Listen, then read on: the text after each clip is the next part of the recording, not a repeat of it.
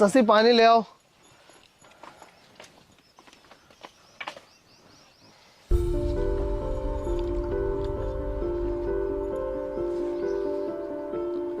वो पागल कहाँ गया? वो पागल सुबह से सो रहा है, उसने कोई काम नहीं किया और ना ही तो भैंसों को चारा किया है। क्या? इस पागल ने तो जीना हराम करके रखा है। पूरे दिन घर पे पड़े पड़े खाता रहता है और काम के वक्त इसकी हालत खराब होती है। अपने पागलपन का पूरा फायदा उठा रहा है। जय जी, आप देखिए इस पागल को। इस पागल ने तो परेशान करके रख दिया है।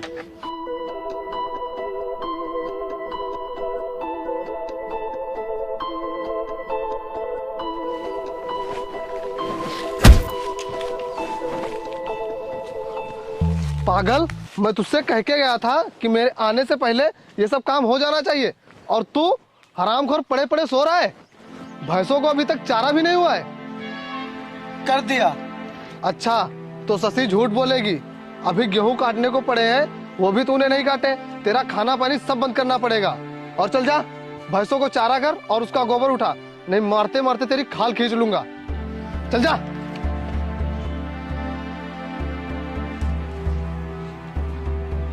मुझे तो अपने माँ बाप के ऊपर गुस्सा आती है। वो तो मरकर चले गए और इस पागल को मेरे सर पर छोड़ गए।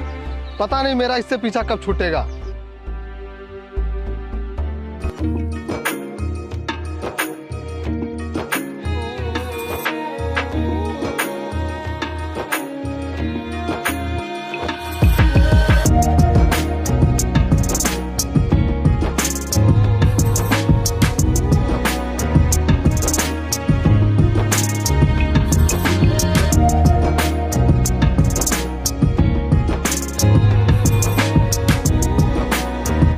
खाना। अच्छा, तुझे खाना चाहिए? अभी सुबह ही खाना खाया था, इतनी जल्दी भूखा हो गया? नहीं मिलेगा खाना तुझे, बस भर पेट खाने को दे दो। बस काम के वक्त नानी याद आ जाती है। दीदी, लगता है इसे कुछ ज्यादा ही भूख लगी। दे दूं क्या इसे खाना? नहीं मिलेगा इसे खाना। और खबरदार जो मुझसे पूछे बिना इसे खाना दिया। ये पागल बोझ बना है हमारे ऊपर, न मरता है न हमारा पीछा छोड़ता है। जा पहले खेत के गेहूं काट के आ, फिर शाम को तुझे खाना मिलेगा।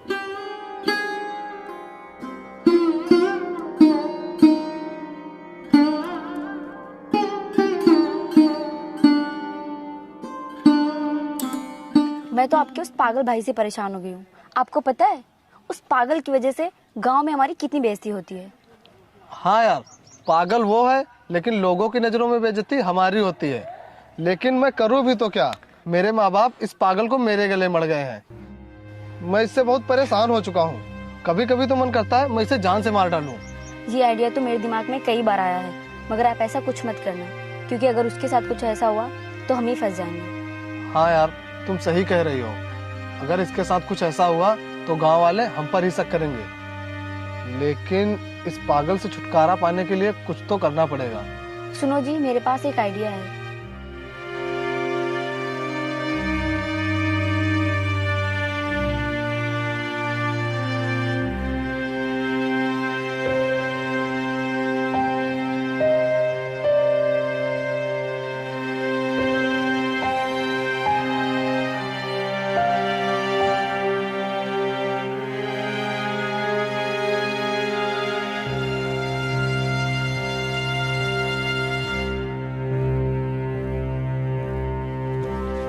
सुन पागल, शशि के साथ बाजार चले जाना, काफी सब्जियां लानी है। वो अकेले नहीं ला पाएगी। लेकिन जीजू, आप कहाँ जा रहे हैं? वो एक जगह पर निमंत्रण है ना, तो हम लोग वहां जा रहे हैं। चल जा पागल।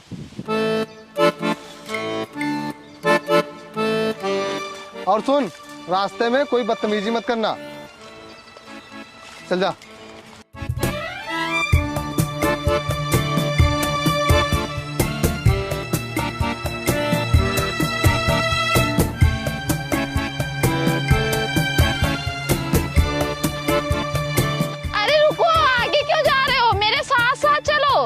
पता नहीं जीजू ने इस पागल को मेरे साथ क्यों भेज दिया।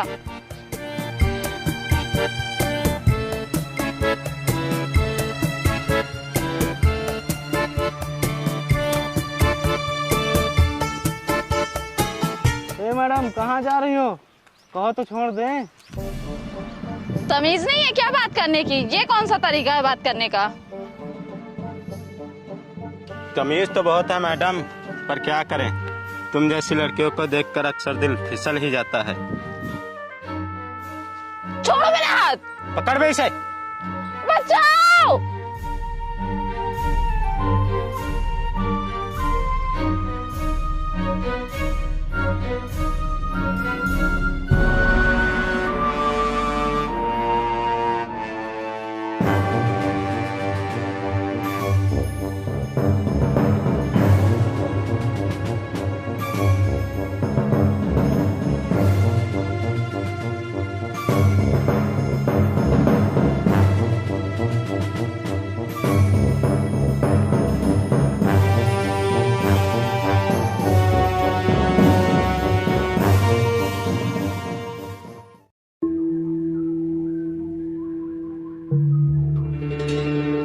विपिन,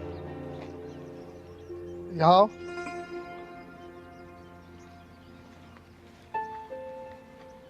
तुम कह रहे थे ना कि मुझे बच्चों के साथ पढ़ने जाना है, मेरा स्कूल में एडमिशन करवा दो। हाँ, तो फिर इस पे तुम अंगूठा लगाओ। यहाँ।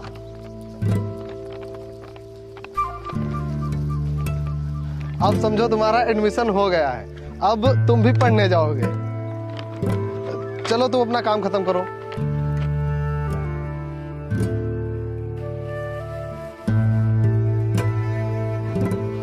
अबे पागल, तेरे नाम जितनी भी जमीन थी वो मैंने अपने नाम करा ली। अब तुझसे हमेशा हमेशा के लिए मेरा पीछा छूट जाएगा।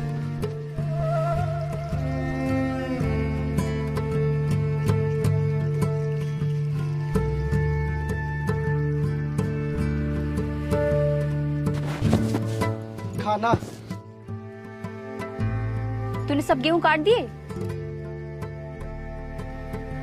भैंसों को चारा किया?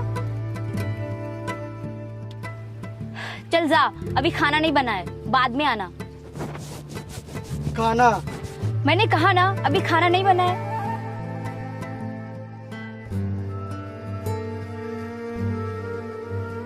दीदी वो खाना बन गया है, चलिए खाते हैं।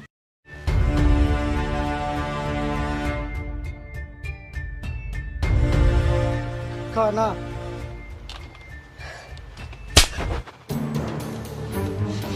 खाने दो। छोड़ो मेरी दीदी को, छोड़ो, दो। छोड़ो मेरी दीदी को, छोड़ो, छोड़ो, छोड़ो, छोड़ो, दो। छोड़ो मेरी दीदी को, छोड़ो, छोड़ो, छोड़ो।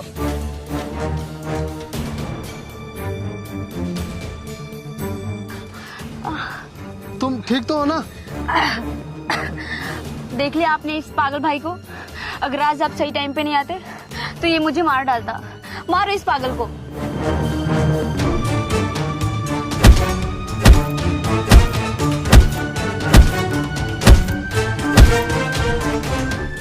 ये तुम्हें मार क्यों रहा था? इसने मेरी इज्जत लूटने की कोशिश की।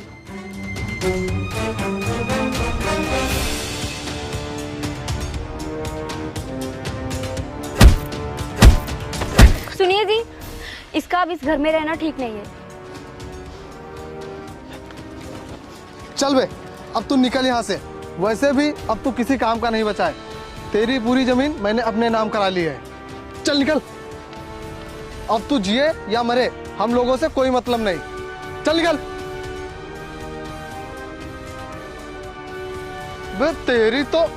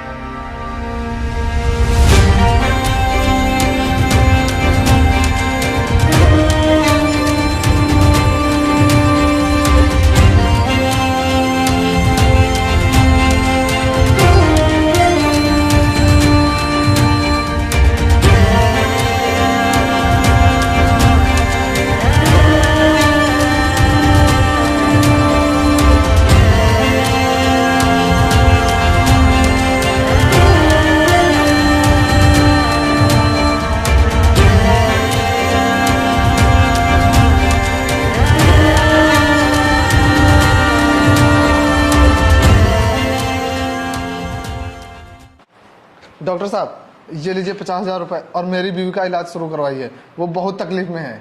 मैंने आपसे कहा था ना कि आपकी बीवी का ऑपरेशन करना पड़ेगा, जिसमें 5 लाख का खर्चा आएगा, 4.5 लाख और जमा करवाइए आप, तभी मैं आपकी बीवी का ऑपरेशन करूंगा। डॉक्टर साहब, मेरी बीवी पिछले 2 महीनों से बीमार है और मेरे सारे पैसे खत्म हो गए हैं। यहाँ तक मैंने अपनी ज़मीन और जेवर भी बेच डाले, लेकिन फिर भी मेरी बीवी ठीक नहीं हुई। डॉक्टर साहब, आप मेरी बीवी को बचा लीजिए। आप तो भगवान का दूसरा रूप होते हैं। बड़ी मुश्किल से मैंने 50,000 रुपये इकट्ठे किए हैं। आप इतने रुपए लेकर मेरी बीवी का इलाज कर दीजिए। जब तक आप पूरे पैसे नहीं जमा कराएंगे तब तक मैं कुछ नहीं कर सकता। डॉक्टर साहब, ऐसा मत कीजिए, नहीं तो मेरी बीवी मर जाएगी।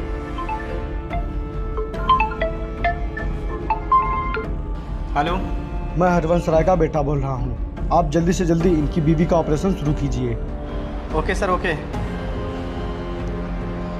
पहले बताना चाहिए था ना आपको, सर से फ़ोन करवाने की क्या ज़रूरत थी आपको। आप समझ लीजिए, आपकी बीवी का ऑपरेशन हो गया। लेकिन डॉक्टर साहब, अभी तो आप मना कर रहे थे, अब आप किसके कहने पर ऑपरेशन करने जा रहे हैं? अभी मेरे पास हरवंश राय के बेटे का फ़ोन आया था, मैं उन्हीं के कहने पे ऑपरेशन करने जा रहा हूँ। लेकिन ये है कौन? वो इस शहर के सबसे बड़े बिजनेसमैन हैं। अच्छा, तो मैं चलता हूँ।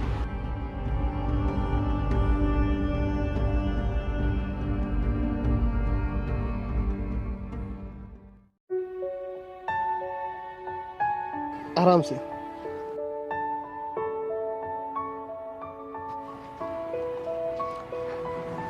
बैठो। अब तुम्हारा ऑपरेशन हो गया है, अब तुम बहुत जल्द ठीक हो जाओगी। लेकिन आपके पास तो इतने पैसे थे नहीं, तो फिर मेरा इलाज कैसे करवाया? इस शहर के सबसे अमीर बिजनेसमैन हरिवंश राय के बेटे ने तुम्हें नया जीवन दान दिया है। उन्होंने डॉक्टर साहब के पास फोन किया था, तब तुम्हारा ऑपरेशन हुआ है। भगवान उन्हें हमेशा खुश रखे। हाँ, वो कितने नेकदिल इंसान हैं जिन्होंने हमारी मदद की है। शशि, 1 गिलास पानी ले आओ। ठीक है।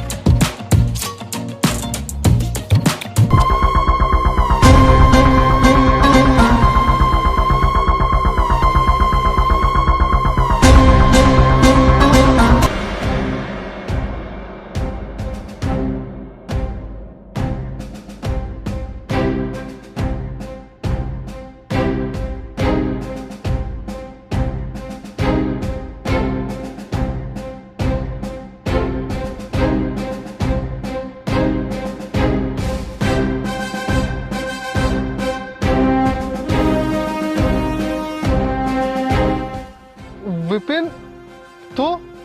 हाँ, मैं वही बदकिस्मत इंसान हूँ जिसको तुम लोगों ने घर से निकाल दिया था। लेकिन तुम तो पागल थे, तो फिर आज ये क्या बन गए? मैं तो वही पागल इंसान हूँ, बस फर्क इतना है कि पहले मैं पागल था और अब ठीक हो गया हूँ।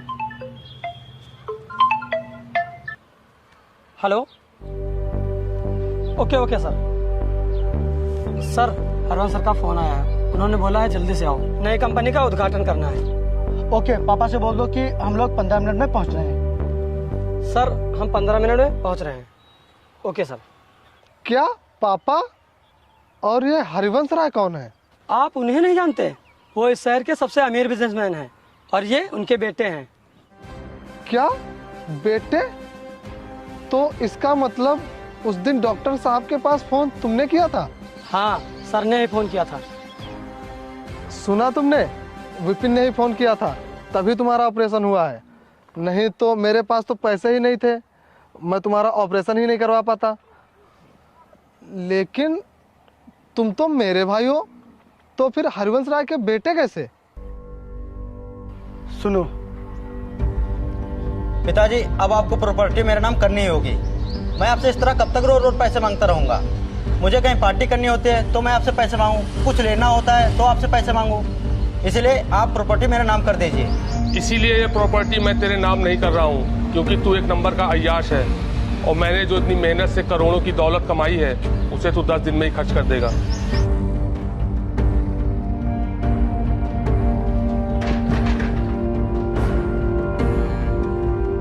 अबे पागल, चला जाए यहाँ से, मैं तो अभी तो फर्ज में मार खा जाएगा।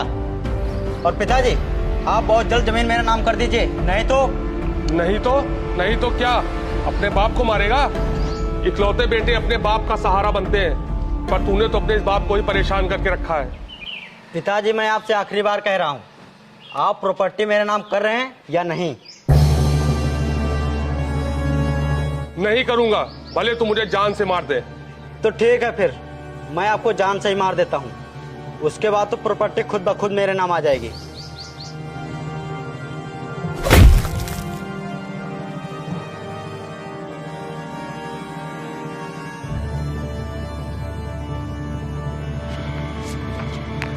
बेटा, बेटा,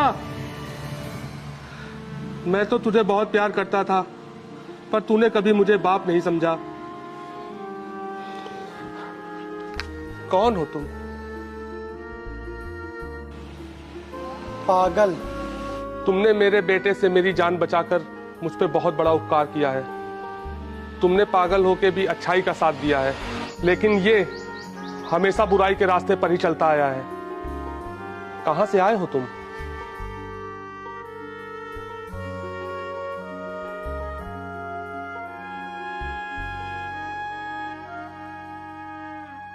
तुम्हारे माता पिता हैं कि नहीं?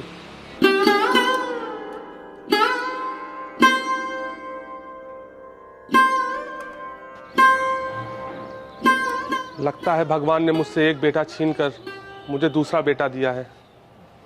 आज के बाद तुम इधर उधर नहीं घूमोगे, मेरे साथ रहोगे और मैं कराऊंगा तुम्हारा इलाज और तुम पूरी तरीके से सही हो जाओगे।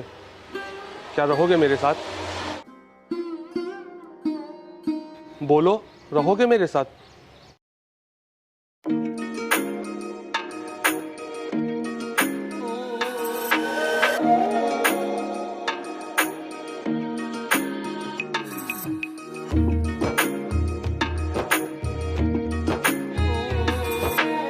एक अनजान इंसान ने इस पागल के ऊपर बहुत बड़ा उपकार किया। इस पागल को नई जिंदगी दी, और ये सब मेरे अपनों ने मेरे लिए कभी नहीं सोचा। आपने कभी नहीं चाहा कि मेरा भाई ठीक हो जाए। इस पागल से भूखे पेट जानवरों की तरह काम करवाया, और आप लोग तो इस हद तक गिर गए कि इस पागल की प्रॉपर्टी भी अपने नाम करवा ली। अरे पागल भी आप लोगों की तरह इंसान ही होते हैं, उन्हें भी दर्द होता है, उन्हें भी चोट लगती है, उन्हें भी भूख लगती है। आप लोगों ने इस पागल को कभी प्यार नहीं दिया, सिवाय नफरत के। वाह मेरे भाई, तू तो पागल होकर भी इंसानियत को नहीं भूला, और हम लोग तो ठीक ठाक हैं, फिर भी हम लोगों ने इंसानियत को बदनाम कर दिया। हमने तुम्हारी जिंदगी बर्बाद करने में कोई कसर नहीं छोड़ी, लेकिन फिर भी आपने मुझे नया जीवन दान दिया। मुझे माफ कर दो। विपिन, हमें माफ कर दो। हम माफी के लायक तो बिल्कुल भी नहीं है, लेकिन तुम जो भी सजा दोगे हमें मंजूर होगी। अरे आप लोग ये क्या कर रहे हैं? उठिए, आप लोग मेरे पैर मत पकड़िए, नहीं तो मुझे नरक में भी जगह नहीं मिलेगी। आप लोग कल भी मेरे दिल में थे और आज भी मेरे दिल में हैं। अजीत, कागज लाओ। Okay sir. ये लीजिए, ये उस जमीन के कागज हैं जो आपने भाभी के इलाज में बेची थी। ये जमीन मैंने खरीद के फिर से आपके नाम करवा दी है। नहीं नहीं, मैं ये कागज नहीं लूंगा, मैं इसका हकदार नहीं हूँ। मैंने जो तुम्हारे साथ किया है उसकी सजा हमें मिलनी ही चाहिए। जैसे तुम दर दर भटके हो, वैसे हमें भी भटकना चाहिए। नहीं, ये कागज मैं नहीं लूंगा। मेरे साथ जो हुआ वो मेरी किस्मत में लिखा था, लेकिन अब मैं इस काबिल बन गया हूँ कि मैं अब आप लोगों के साथ कभी बुरा नहीं होने दूंगा। ये लीजिए, पकड़िए।